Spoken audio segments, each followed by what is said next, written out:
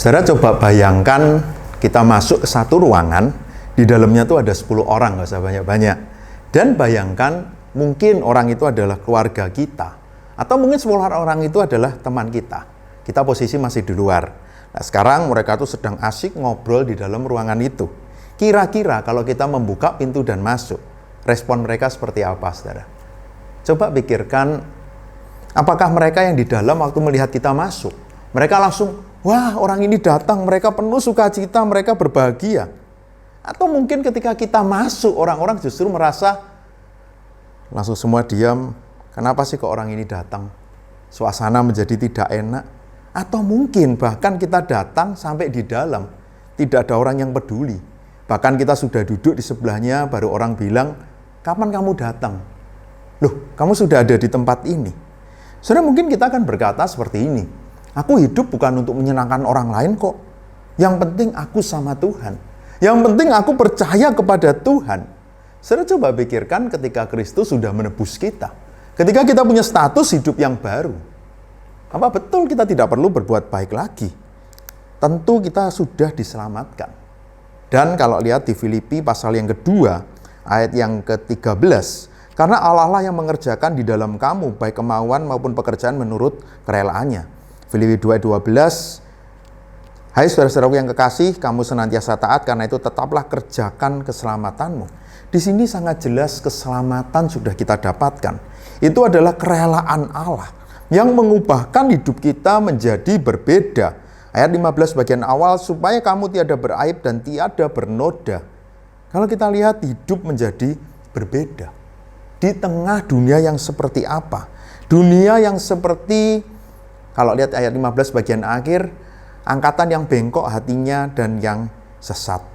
Saudara, mungkin kita akan bilang seperti ini. Buat apa sih aku harus memperhatikan orang lain? Tapi saudara, ketika kita sudah ditebus, sekarang hidup kita menjadi berbeda. Kita ada di dalam kekudusan, kita ada di dalam kasih Kristus, kita melakukan setiap kehendak Tuhan. Saudara, bayangkan dunia ini gelap, semua orang tidak benar, lalu ada satu orang benar di tengah orang yang tidak benar itu.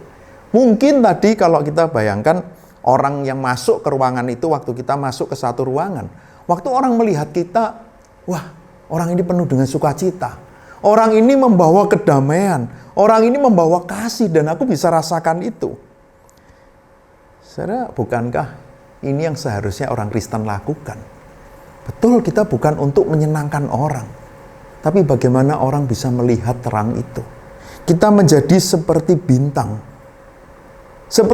yang bercahaya di tengah kegelapan itu. Kita menjadi terang di tengah dunia yang begitu gelap, dunia yang begitu mengerikan, yang ada di dalam dosa. Saudara, seringkali orang Kristen mungkin belum bisa menjadi terang, atau bahkan kita menikmati kegelapan ini.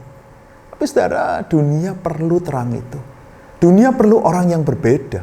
Dunia perlu ada orang yang membawa kasih. Ketika di dunia ini semua orang ketika memiliki kasih, mereka berkata, kamu memberikan apa untuk aku? Balasanmu apa? Ketika dunia ini saling membenci, saling memusuhi, saling iri hati, ada pengampunan. Itu yang seharusnya anak Tuhan lakukan. Semoga dimanapun kita berada, ketika bukan hanya tadi masuk ke ruangan, ketika kita ada di rumah kita, di tempat pekerjaan kita, di gereja, di lingkungan tempat tinggal kita, dimanapun kita berada, disitulah kita bisa menjadi terang. Mari kita berdoa. Bapa di surga, kami bersyukur sebagai orang-orang yang sudah mendapatkan anugerah keselamatan, sudah Kau tebus.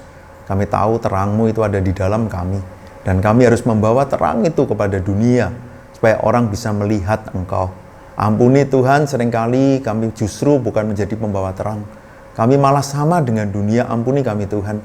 Ketika dunia ini jauh dari Tuhan, ketika orang-orang di dunia ini bengkok hatinya, ketika mereka ada di dalam kegelapan, biarlah kami punya hidup yang berbeda.